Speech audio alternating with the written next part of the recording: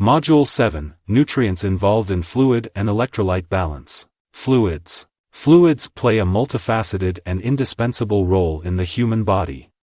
They serve as transport media, aiding the distribution of vital substances throughout the body. Fluids contribute to temperature regulation, lubrication of joints and body cavities, and the efficient absorption and utilization of nutrients. Additionally, fluids maintain cellular function, structural integrity, and electrolyte balance.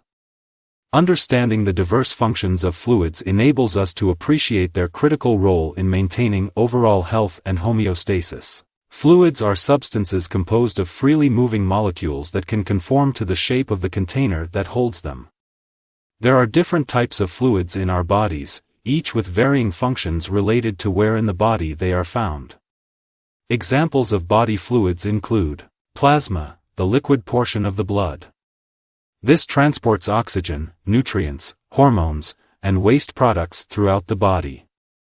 An increased blood volume can cause blood pressure to rise, hypertension, while a decreased blood volume can cause low blood pressure. Interstitial fluid, which is found between the cells within tissues and organs of the body. Lymph, which helps with the transport of fats, the immune defense, and the removal of toxins from tissues. Synovial fluid. This is lubricating fluid within joints, reduces friction, and allows smooth movement. Cerebrospinal fluid, nourishes and protects the brain and spinal cord. An important function of fluids is how they help maintain body temperature. Water is known as the universal solvent because many substances' molecules, also known as solvents, will break down because of it. These solutes include ions, carbohydrates, amino acids, vitamins, and minerals. Because water has a high heat capacity, the temperature of our body fluids remains quite stable. This is due to water being more resistant to change than most other substances.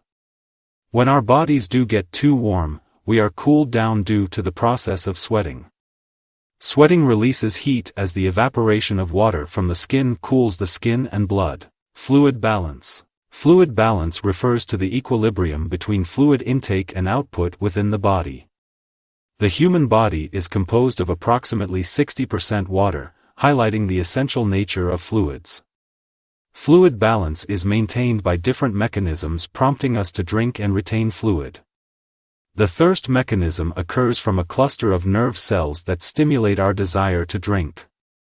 This is the primary regulator of fluid intake and is triggered by a combination of factors, including hormonal changes and decreased blood volume. However, the thirst mechanism is not always sufficient. The amount of fluids people drink may not be enough to achieve fluid balance. A person gains water through various methods including drinking beverages, eating moist foods, and water created as a product of metabolic reactions. Also, a person's amount of body water will change over time. The amount of body water decreases because of obesity and increasing age. Vital to maintaining fluid balance is regulating how much water the body loses. Water lost from the body must be replaced. Water is lost through multiple processes including the elimination of feces, sweating, exhalation, and the production of urine. The production and excretion of urine is the primary method of how most water is lost from the body. The organs responsible for urine production are the kidneys. The kidneys control how much water is reabsorbed back into the blood. Any excess water is processed by the kidneys and then excreted as urine. Diuretics increase fluid loss via an increased production of urine. If the body loses more water than it takes in, dehydration occurs. This imbalance can cause irregular heartbeats and hypotension, low blood pressure. Symptoms of dehydration include lethargy, dizziness, confusion, thirst, dry mouth, reduced urine output. Electrolytes. Electrolytes are essential minerals that carry an electric charge when dissolved in bodily fluids.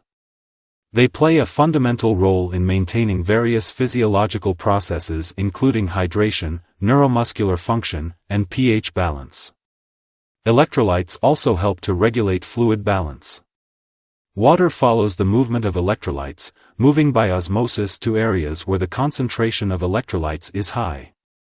This allows for the controlled movement of fluids into and out of cells. While there are many examples of electrolytes, we will focus on a few specific ones. Sodium is associated with blood pressure and pH balance.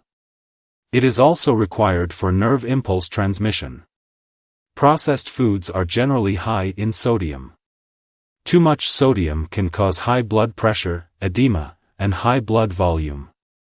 Too little sodium can result from prolonged vomiting, diarrhea, or sweating. Potassium is very important in muscle contractions, transmission of nerve impulses, and maintaining an acid-base balance. High potassium intake helps to maintain lower blood pressure. Good food sources are fresh fruits, vegetables, and whole grains. Too much potassium can alter normal heart rhythm. Not enough potassium can cause hypokalemia. Chloride assists with maintaining fluid balance, the immune system, and is a key component of hydrochloric acid in the stomach. Almost all of chloride consumed in the diet is in table salt. It is unlikely that a person will be deficient in chloride. Phosphorus is the major intracellular negatively charged electrolyte. In addition to being required for fluid balance, it plays a critical role in bone formation. 85% of body's phosphorus is found in bone. It has a major regulatory role in biochemical pathways by activating or deactivating enzymes. Additionally, it is found in important molecules such as ATP, DNA, and RNA. It is found in high amounts in foods that contain protein, meat, milk, eggs. High blood levels of phosphorus can occur with kidney disease or when taking too many vitamin D supplements. When a person sweats, they lose both fluid and electrolytes. To prevent dehydration, athletes and those who vigorously exercise often drink sports beverages. Sports beverages like Gatorade and Powerade have added salts, electrolytes, and some have added sugars to produce a sweeter taste. Drinks like these are not necessary for people with a sedentary lifestyle, as too much salt in the body is unhealthy. Soft drinks like Coke or Pepsi just have the added sugars or other sweeteners but no electrolytes. Because of this, soft drinks do not really have health benefits.